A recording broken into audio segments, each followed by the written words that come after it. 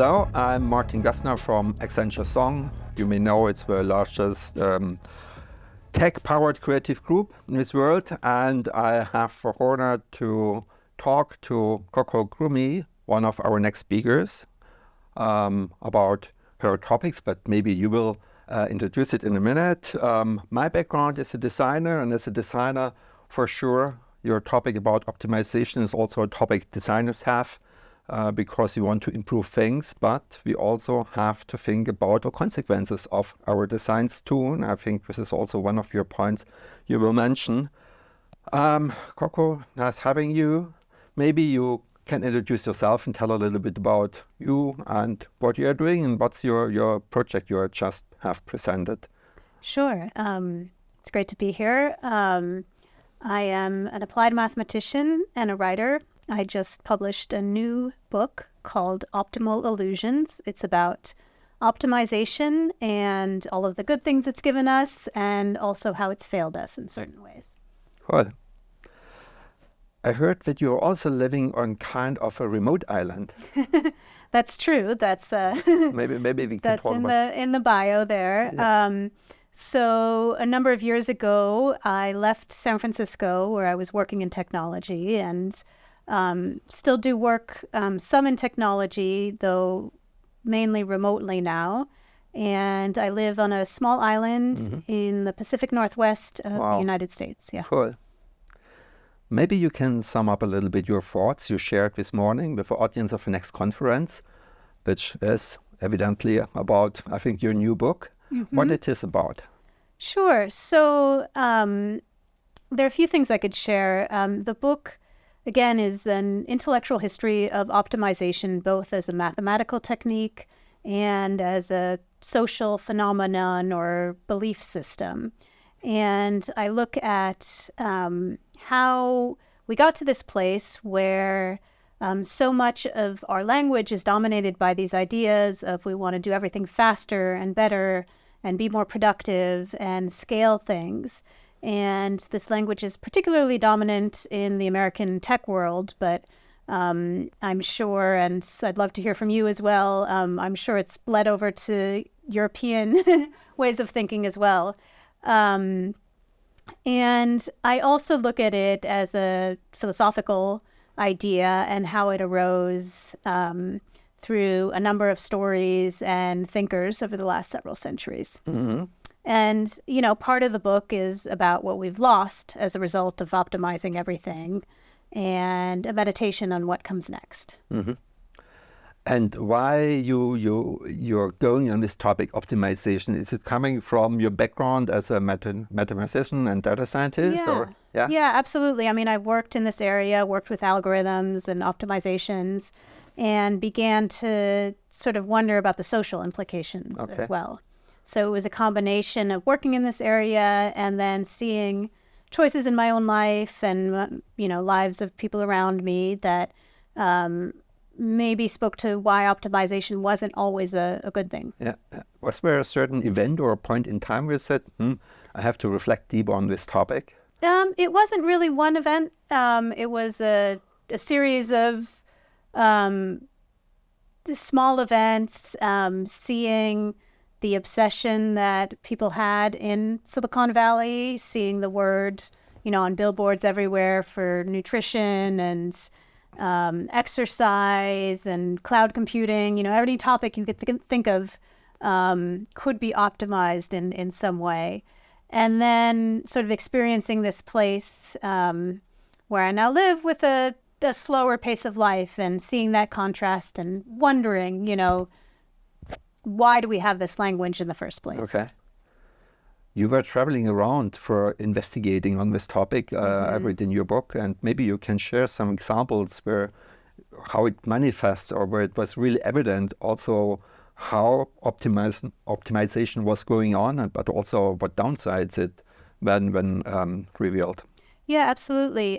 One of the places I visit is the construction site of Amazon's new air hub, and that's in northern Kentucky in the United States. It's close to the East Coast. It's also close to Chicago in the Midwest. So it's sort of the location itself is optimized to be close to many, many population centers and also transportation hubs. So that's one of the places I visit. Another, I spend a lot of time with farmers in the United States, specifically farmers that are growing sugar beets for the sugar industry, and talk about how certain decisions to optimize their production and to use, for example, genetically modified crops has meant that farmers who don't make those choices are kind of left behind. Okay. And so that's just another example. I could go on. I mean, there are many in the book. These are all examples where we see, with optimization, this is a phenomenon, I would say, of the last century especially. Turns out that it's not all the time a good thing. So you just mentioned optimization in agriculture. We know quality of food today is really not the best one, or with diversity get lost and things like that. But do you also see a positive phase of optimization? Because you just mentioned gen-manipulated seeds for food, but that also allows to feed billions of people that maybe under conventional condition would be not so easy. Yeah, absolutely. I mean, I think that is, and I, maybe don't talk enough about the positives in my book, but genetically modified foods is one example. And maybe not so much necessarily the genetic modification, but selective plant breeding in general allowed a huge number of people in the world to be fed when before they were near starvation. So there are certainly benefits. There are benefits to having supply chains that get us products for much cheaper than we've ever had in world history. There are benefits to airline travel that's affordable, right? I wouldn't be here if we hadn't optimized both our airplanes and our scheduling and transportation in general, if we hadn't optimized fuels so that we could, get these airplanes to go. So there's certainly benefits. And the point I'm making in the book is not that there aren't good things. It's that these things often come with costs, and we haven't fully acknowledged those costs. Yeah. So you will mean there's a missing systemic thinking behind. When you optimize in one direction, you don't think about all the side effects. When you see it on a holistic view, will not happen. I have a question. Do you think this drive for optimization is part of a human nature, that it's inherent in us, that we want to optimize, or it's a phenomenon that just comes up with a capitalism in the Western world? That's a great question. I don't know the answer. I do think it's part a drive. If you look at how humans have interacted with the natural world for forever, for all of human history, right? We like to engineer things. We like to make tools. We like to make the world around us better. We don't, we've lost all of our thick fur and our hair because we've invented, better ways to keep warm. But I also think that this drive has been co-opted, and not necessarily in a like an intentional way, but it's sort of become bigger than itself, and it's been taken by those pieces of the capitalist equation with power to get more for themselves, and by making, incentives to make everything more productive. Okay. So you said your observations mostly happened in the tech scene in the United States, or the place we are living. Do you see some differences on the optimization phenomenon from the Western world to the so-called Eastern world, when we look to China, which is also a really fast-growing economy now? Did you also did some observations there, or it was? It's a good question. I mean, I have I'm not an expert in this, and I haven't lived I've traveled a little bit in Asia, but I certainly haven't lived there or know the culture very well. But I do think these ideas grew up in the West, and they were sort of Enlightenment ideas to begin, and they really took shape in the last few centuries in the United States, and to some extent in Britain and in Western Europe as well. And I think that, or from what I can tell, parts of Asia have certainly applied and used some of these ideas and taken them far, right? You have the lean manufacturing movement and the Six Sigma coming out of largely Japanese manufacturing models. And then there are kind of systems of control that you see in governments in certain Asian countries as well. So I don't know. I mean, I think it's all kind of mixed up and a global phenomenon now, but definitely its philosophical origins are in the West. Okay. Yeah. While researching for your book, you traveled a lot around, and you met a lot of people. You also met Sam Altman, so founder of OpenAI, and as we have seen this year, we will have exponential change in the world through the whole Gen AI, and I think it's also strongly connected to the whole optimization thing. So most of the discussions around these things are going about efficiency. This is kind of optimization. So when you talk to him, what was his idea, or what does Yeah, first of all, I didn't talk to him for that long. I wouldn't say I know him deeply as a person. And this was all also before the ChatGPT, and a lot of his ideas or his products kind of blew up. I do think that he is indicative of a kind of thinking that happens in Silicon Valley that is about, or believes that we can solve all of the world's problems through technology and algorithms and just organizing things the right way. And I think it, not intentionally again, but just the way it works, it tends to kind of flatten or erase other perspectives, other kind of cultural attitudes or moral perspectives that might be different than the perspective of optimization.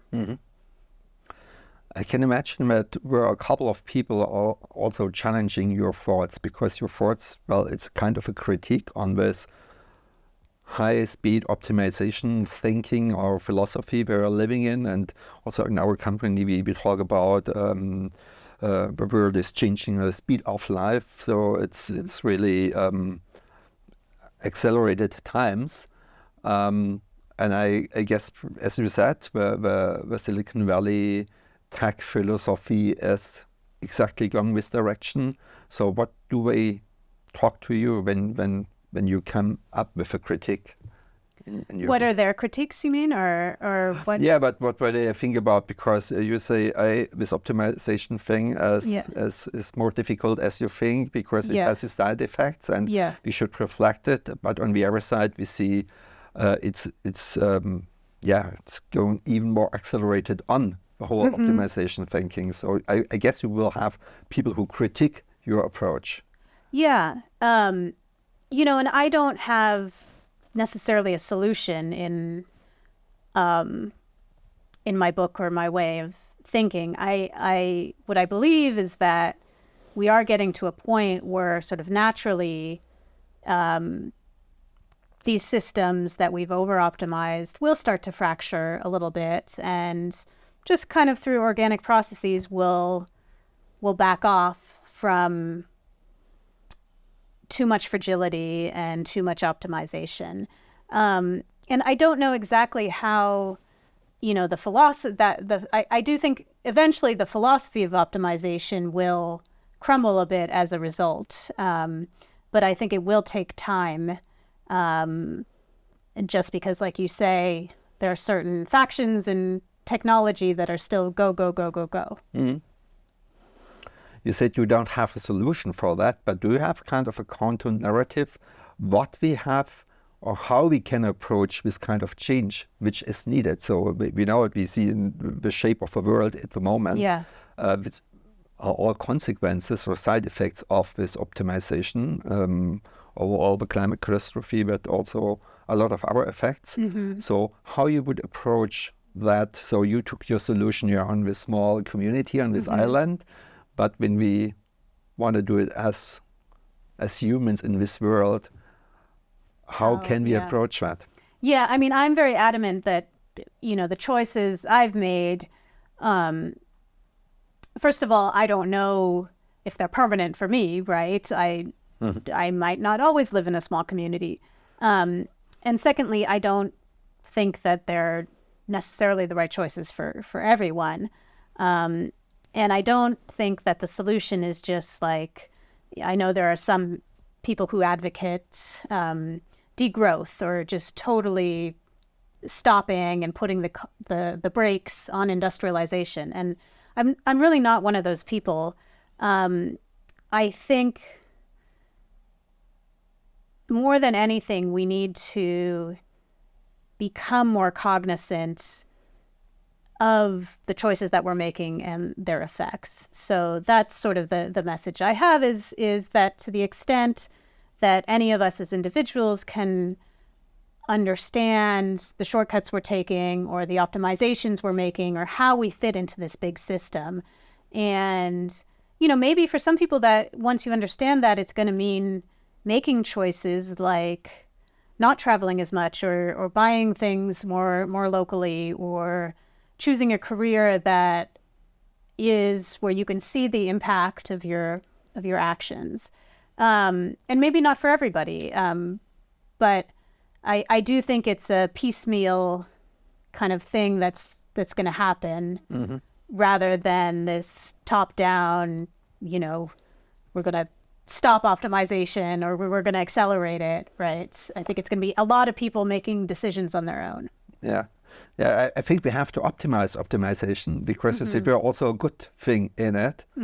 And if we want to find solutions for these challenges, it needs an optimized optimization. So what can I say? Would you say it's something that really starts on an individual level and we have give people guidelines how to also educate others to do so, or it's more a political thing because we are all clear it could not go on how it was the last 100 years, so to say. I think, and maybe in part it will be a political thing. But I really think it's going to start from not an optimized solution to de-optimizing, but rather sort of people feeling tired or fed up, and not wanting to participate in so much as before in some of these global systems or global companies, right? You already see a little bit of this phenomenon in the younger generation in the United States where they're sort of quiet quitting, it's called. They're removing themselves from their jobs or kind of working the minimum at their jobs until they can quit and do something more meaningful. So I do think it's going to be like a slower movement like that. In addition to, there'll be political things too, but there have always been political things and, those will work themselves out, I hope, in the right direction as well. Yeah, but you just mentioned when we look to a younger generation, I see it with my kids, where exactly slow down and do less consume and consume. We have this optimization that leads to the consume. Maybe jumping back to Sam Altman, he has this quote where he said, we need the growth to keep up the democracy.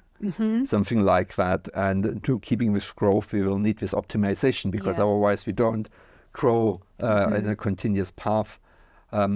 do you have any thoughts about that thing? But the danger which is also in the optimization? Yeah. I think it's tricky because we're addicted to growth, right? Yeah. And especially in the West. And, we've seen what happens to economies when they're not able to grow or they're crippled by deflation. I think it's going to be very difficult to get out of this addiction. We're, especially in the United States economy, which drives a lot of the world economy, we've really become addicted to cheap money and everything, growing and growing all the time. And at a certain point, we hit the limits of that, and we also hit the lies we've told ourselves, right? Is it really growth because we've been inventing new things, or is it growth because we've exploited cheap labor in other countries? And if it's not clear, I disagree with the statement that it's even possible to continuously grow our way out of, in order to preserve democracy.